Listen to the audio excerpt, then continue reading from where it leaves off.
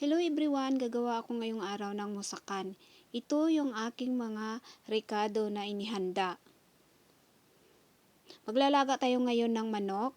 Lalagay tayo ng dahon ng laurel at saka 3 pirasong cardamom at saka cinnamon stick. Lagay natin yung manok na kalahating kilo. Lagyan natin ng asin na 1 kutsarita, takpan.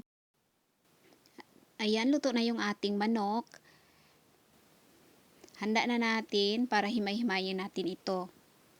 At pagkatapos, himay-himayin natin yung ating manok na nilaga. At ito yung aking mga sangkap. Gagamit tayo ng yung manipis na kubos. Yan ang gagamitin natin. At saka gagamit ako ng 1 lemon. At saka sabaw ng manok. At saka sumak. Yan ang gagamitin natin. At saka gagamit tayo ng 2 kutsaritang paminta, 1 kutsaritang hamon, at 1 kutsaritang asin.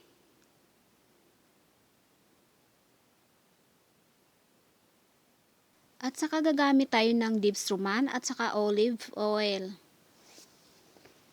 Tapos, yan na yung ating manok na hinimay-himay. Gagamit tayo ng sibuyas na manipis yung ating pagkahiwa. Masarap kasi kung marami yung ating sibuyas para masarap yung ating musakan.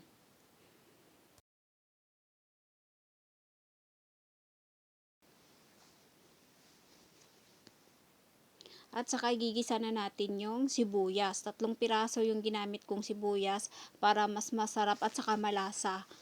Masarap na masarap siya. Saka yan, anuhin natin na mabango talaga yung ating sibuyas. Saka ilalagay natin yung hinimay na manok.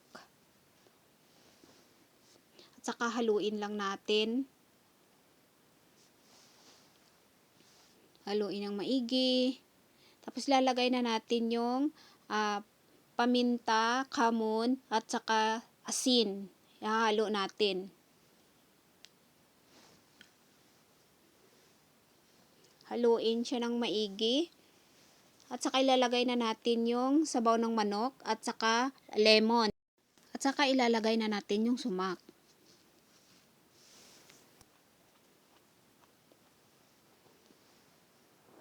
Halo-haluin lang.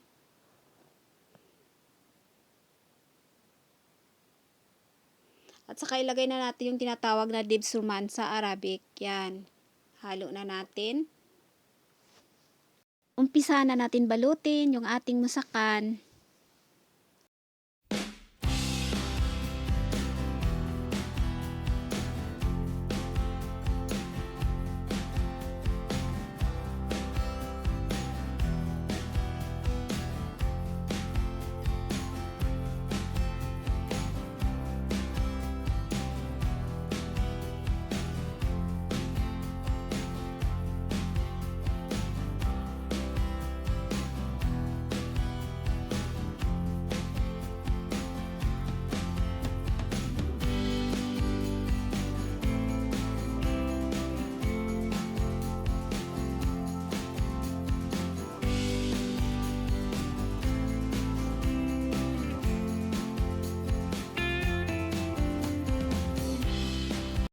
Ayan na, tapos na natin i-roll yung ating musakan.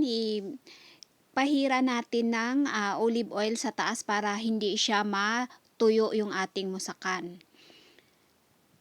Gamitan natin siya ng olive oil. Subukan nyo ito dahil maraming mga amo talaga na nakatikim ng aking musakan na ginawa. Nagugustuhan talaga yung lasa. Masarap na masarap daw yung musakan na ginawa ko.